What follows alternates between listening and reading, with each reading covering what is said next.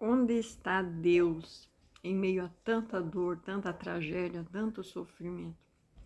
Bom, nisso eu só posso te responder com duas respostas. Primeiro, Ele está onde Ele sempre esteve, no trono de Deus e em tudo, principalmente na sua palavra. Ele está na palavra viva, a palavra dele é vida. E em segundo lugar, né, você que continua se perguntando, mas onde está Deus em meio a tanta tragédia, perca e dificuldade?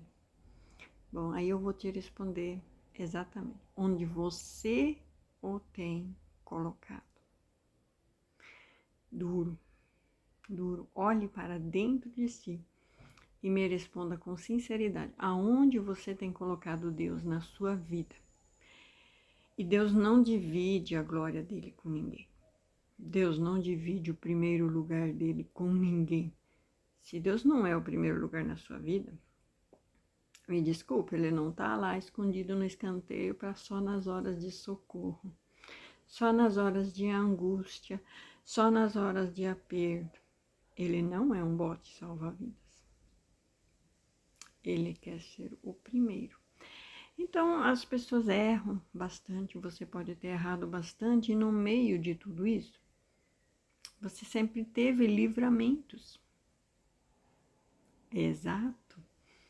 Deus, em sua infinita misericórdia, te dá livramentos.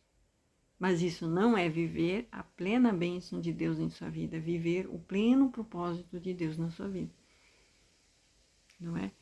Então, dentro da sua palavra, você encontra tudo o que você precisa para encontrar as melhores formas de viver.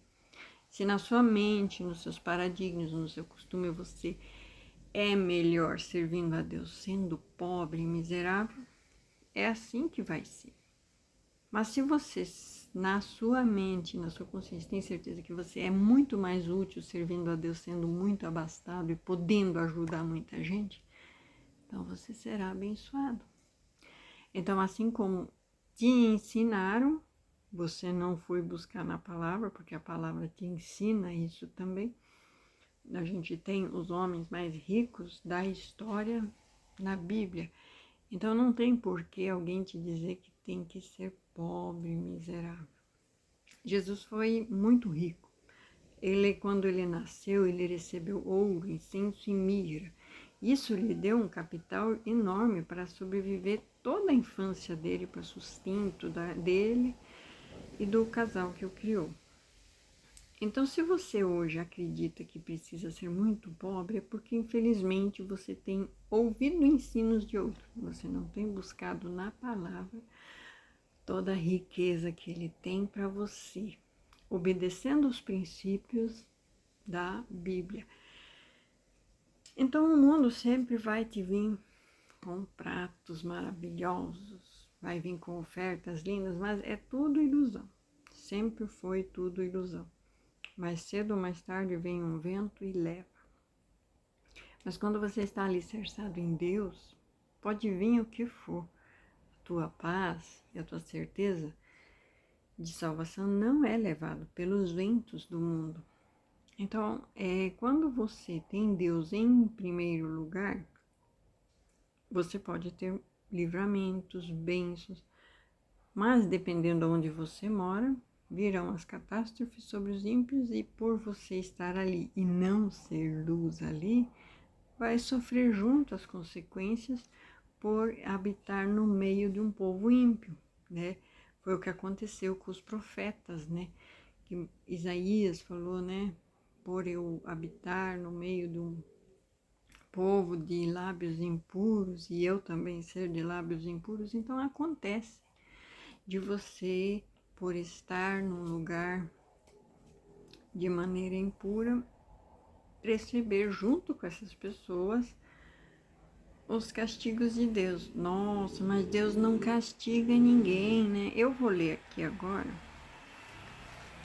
2 Crônicas, capítulo 7, versículo 13, onde Deus fala a Salomão na ocasião da construção, da inauguração do templo. E Deus falou assim: e se eu fechar os céus e não houver chuva, ou se ordenar aos gafanhotos que consumam a terra, ou se enviar a peste entre o meu povo, e se o meu povo, que se chama pelo meu nome, se humilhar e orar e buscar a minha face, e se converter dos seus maus caminhos, então eu ouvirei dos céus e perdoarei os seus pecados e sararei a terra. Então, tanto a chuva, quanto a seca, quanto a peste, quanto a doença, tudo são maneiras de Deus chamar a atenção do povo para o arrependimento, para colocar Deus em primeiro lugar. E nunca vai acontecer do ser humano comandar nada, porque o ser humano, você, assim como eu, nós não somos capazes de acrescentar um segundo em nosso tempo de vida. Porque se Deus hoje decretar que você não passa das 1 da tarde, você não passa das 1 da tarde. Isso porque eu estou de manhã. Mas se Ele falar que você não termina o dia hoje ou não começa o dia amanhã, você não consegue ir contra Deus, a não ser que você fizer isso. E se o meu povo, que se chama pelo meu nome, se humilhar, deixa o orgulho tudo de lado, orar por arrependimento, que é a única oração de pecador que Deus ouve é a de arrependimento. Porque em Isaías diz que pedi e nada recebeste. Não recebeste porque pediste mal. E por que pediste mal? Porque estais em pecado. E a vossa voz não passa do teto quando estais em pecado. Então a oração não sobe ao trono de Deus quando você está em pecado. A única oração que sobe é a de arrependimento, de humilhação, dizer: eu não sou nada. Eu realmente pequei. Eu realmente não posso nada. Não posso acrescentar um côvado, um minuto na tua minha vida. E me humilho. Peço perdão a Deus por ter eu colocado eu no lugar de Deus e coloco Deus no lugar de Deus na minha vida. Então, Deus, ouve do céu essa oração de arrependimento, porque tem que se arrepender, converter dos seus maus caminhos, né? Orar, buscar a face de Deus, converter dos maus caminhos. Converter, quando você está indo numa reta, você converte, você vira, você não vai mais naquele caminho.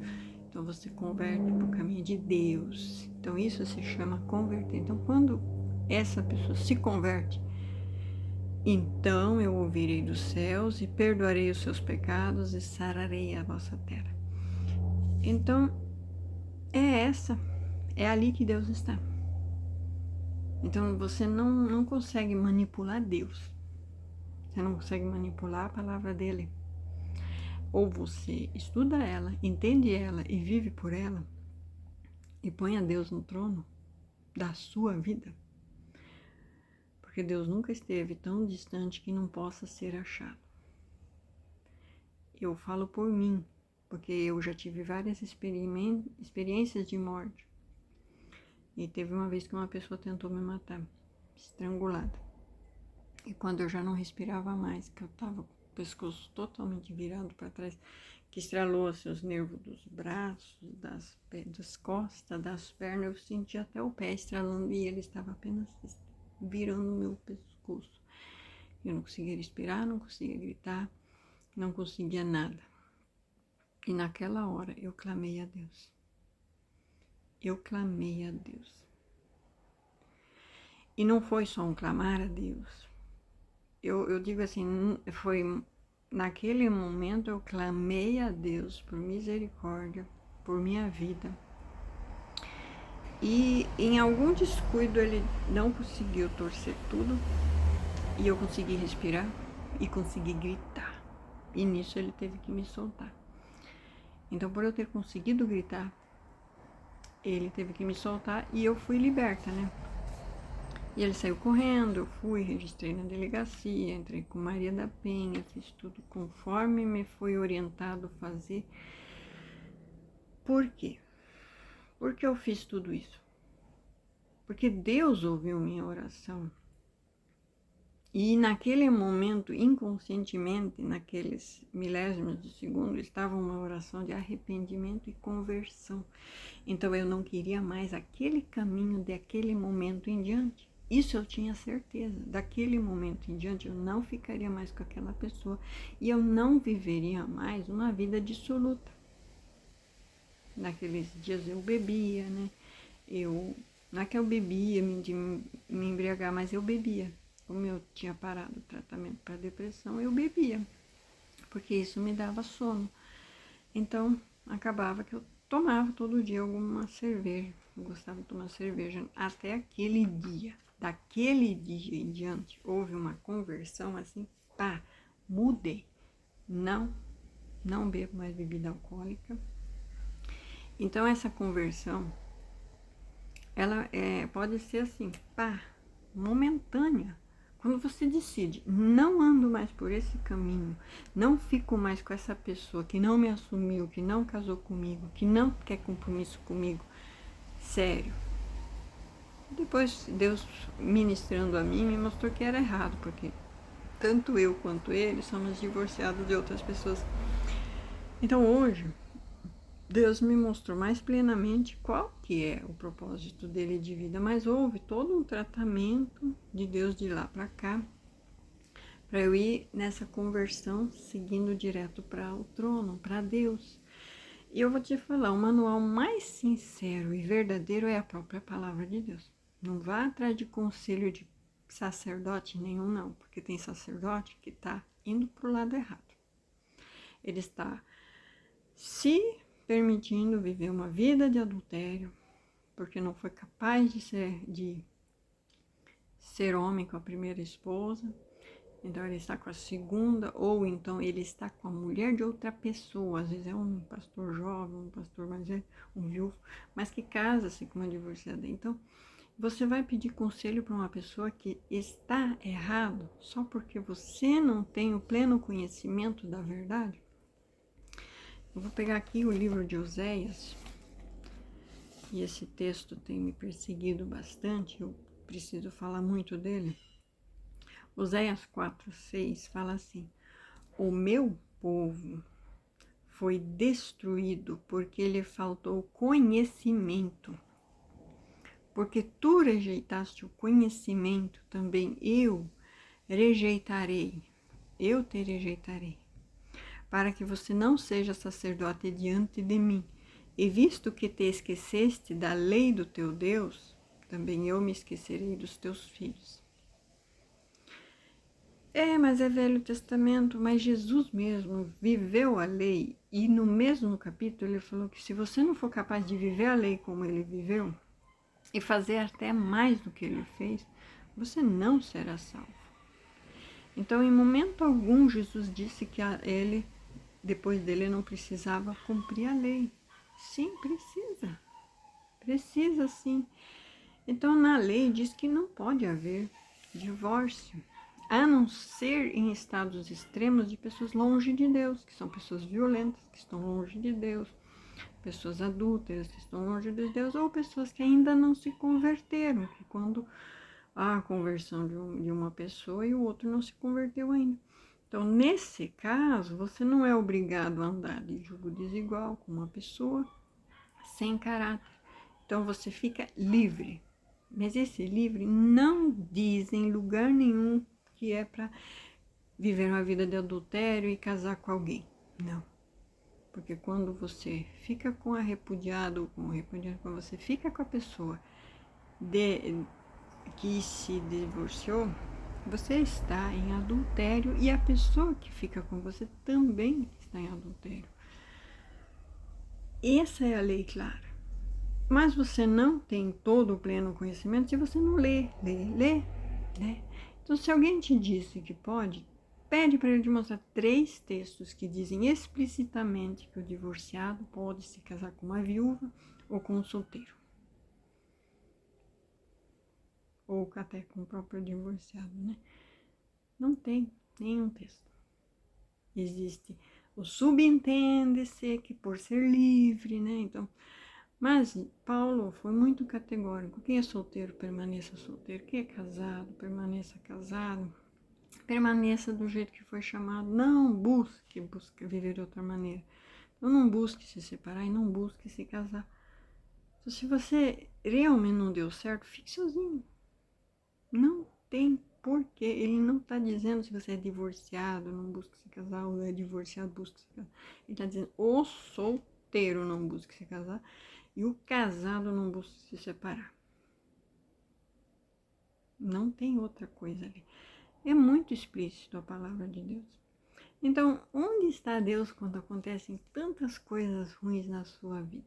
Ele está onde sempre esteve. Você que precisa buscar entender a lei dele, o querer dele para a sua vida. Porque a sua vida merece ser de prosperidade e abundância. E que a partir de hoje você não seja mais enganado por ninguém. Sendo você bispo, pastor, ministro, sendo você diácono, sendo você pai, sendo você mãe, sendo você filho, filha, não aprenda de quem não sabe. Aprenda de quem sabe. E se a pessoa diz que sabe, ore, jejue, busque um tempo de consagração para que Deus te mostre, através da palavra dele e através de outras pessoas, qual que é a perfeita vontade de Deus. Porque Deus é muito explícito. Para a pessoa que teima viver no pecado, ele vai permitir o engano. Eu teimo viver no pecado. Eu teimo que eu quero viver com alguém que não me pertence. Deus vai permitir viver no engano. E se você teimar viver no engano, Deus vai permitir. E aí quando vem as tragédias da vida, não queira saber onde está Deus. Mas Ele está onde sempre esteve. Você que o tirou da sua vida. E aí fica difícil você orar quando tem pecado no caminho e você não quer abandonar esse pecado. Fica difícil você orar por um filho, por uma filha, por um membro, se você mesmo tem pecados no caminho. Então você precisa mexer os teus pauzinhos para que a tua oração de alguma maneira tenha algum efeito. Mas vai chegar a hora que vai ficar explícito. Essa pessoa, a oração dela não tem poder. Não é? E aí? Deus, ele perdoa todos os pecados e sara todas as enfermidades. Então, se tem alguém doente, isso é bem categórico em Coríntios. Se tem alguém doente, é porque tem alguém na congregação tomando ceia junto com você em pecado. Tome cuidado onde você está tomando a ceia, porque se tiver alguém lá em pecado e você está tomando a ceia junto, a enfermidade vem para você também. Então, a igreja fica enferma. Por quê? Porque Deus não tem como perdoar pecados que não são confessados e abandonados. Então, Ele também não vai curar enfermidades. Então, vamos ver pessoas morrendo de enfermidades simples. E isso vai ser dito como normal. Porque não há diferença entre o povo do mundo e o povo da igreja, que todo mundo morre das mesmas doenças. Como se fosse algo natural. E não é. Deus nunca fez para ser assim. Então que essa conversão, ela seja realmente uma mudança de caminho. Eu estava indo por ali. Agora eu vou me converter e vou por ali. Eu vou seguir a Cristo. Né? Lembrei do corinho. Estou seguindo a Jesus Cristo. Atrás não volto, não volto não. Atrás no mundo, Jesus à frente. Ele é o caminho. Eu não lembro toda a musiquinha, mas é muito bonito. Então, que você encontre Deus. E saiba onde Deus está. Ele está onde você o deixou. E saiba encontrá-lo. Porque Ele está hoje esperando você. Ele quer te salvar, Ele quer te curar, Ele quer te abençoar. Basta você entender qual que é o propósito dele na sua vida. Você está vivendo o teu eu-deusamento ou você está vivendo a propósito de Deus na tua vida? Porque se você está sendo o Deus da tua vida e está vivendo com pessoas erradas, de maneira errada, Deus não tem obrigação nenhuma. A tua oração nem chega lá porque você está em pecado, né? Então essa conversão tem que ser de verdade, precisa ser de verdade. E depois, mais tarde, eu faço outro vídeo porque eu estou devendo fazer, porque eu estou fazendo os vídeos sobre o Salmo 119. E o Salmo 119, ele todinho, o Salmo 119 são 176 versículos contando as vantagens e as promessas de você viver a palavra de Deus, de você viver a lei de Deus, de você viver os preceitos de Deus. São 176 motivos de ler, estudar e viver a Bíblia, tá? Deus abençoe, fique com ele.